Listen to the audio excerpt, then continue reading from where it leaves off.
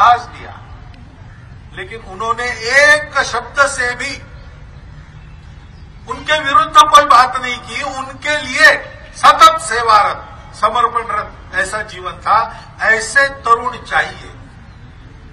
अगर स्वामी जी के इस वर्णन के अनुसार उस समय किसी का जीवन पूर्णता से दिखता है तो बाबू सुभाष चंद्र हैं।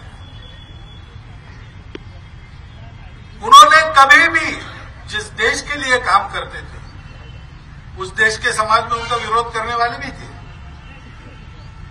हम जानते हैं मतांतर होते हैं, उसके चलते वैचारिक विरोध होता है, उसके चलते कई बातें होती है, परंतु ये होने के बाद भी उन्होंने कभी भी आपस में लड़ाई नहीं की।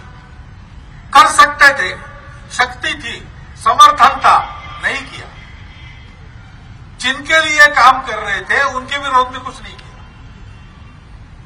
ऐसा जीवन उन्होंने जिया और इसलिए स्वतंत्र भारत में उनका स्मरण बनाए रखने में थोड़ा कम ज्यादा हुआ तो भी अपने त्याग के कारण संपूर्ण भारतवर्ष की जनता के स्मरण में वो सदैव रहे, अपने आप रहे। किसी ने कुछ किया नहीं, किसी ने कुछ किया नहीं, इसके बावजूद आज वो स्मरण में है। आज भी हम उनको नेताजी कहते हैं क्योंकि उनका ऐसा नेतृत्व गुण था। वो वास्तव में अपने हित की तरफ ले जाने वाले नेता थे। वो अपने उदाहरण से नेतृत्व करते थे और वो सब में सबके जैसा रहकर नेतृत्व करते थे। नेता के जो लक्षण अपनी परंपरा में बताए, पात्रे त्यागी, सत्पात्र व्यक्ति की पहचान कर उसके लिए छोड़ने वाला, गुणे रागी, गुणों की पहचान करने वाला, गुणों पर प्रेम करने वाला, भागी परिजनैः सह, अपने परिजनों के द्वारा सर्वत्र सहभागी होने वाला, सुख दुख का भोग सबके साथ करने वाला। नेताजी जैसे यहां म्यूनिसिपालिटी के अध्यक्ष रहे, यहां के सम्मानीय नेता रहे, वैसे उनको युद्ध भी करना पड़ा। युद्ध में जो सरसेनापति होता है, कमांडर होता है, मुख्य व्यक्ति होता है, मोर्चे पर जाता नहीं, परंतु नेताजी सिंगापुर के जंगलों से लेकर तो आसाम की सीमा तक सेना के साथ आए। वापस जाते समय अन्य सैनिकों को जैसे जाना पड़ा पैदल, नेताजी भी पैदल चलकर वापस गए।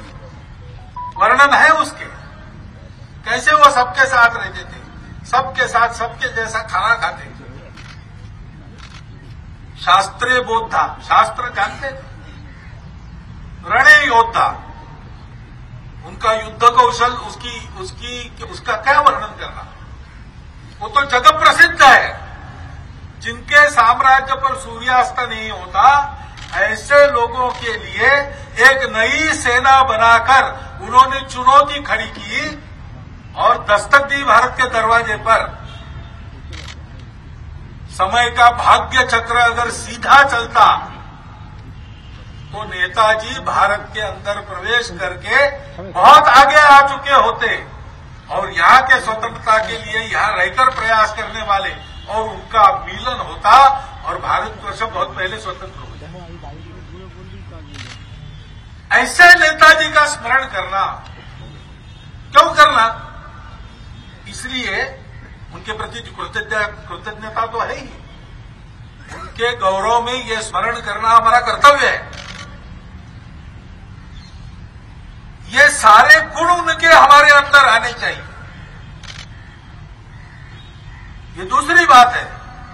और उनके सपनों में भारत का जो करना था उनको, वो अभी अधूरा है, तो उस कार्य को भी पूरा करना है। हम लोग काम करते हैं तो उसकी एक दिशा होती है, उसका एक गंतव्य होता है। गंतव्य की ओर जाने का रास्ता देश काल परिस्थिति अनुसार अलग अलग करना पड़ता है, परंतु गंतव्य का कभी नहीं बदलता। पहले सुभाष बाबू ने और कांग्रेस के आंदोलन में कानून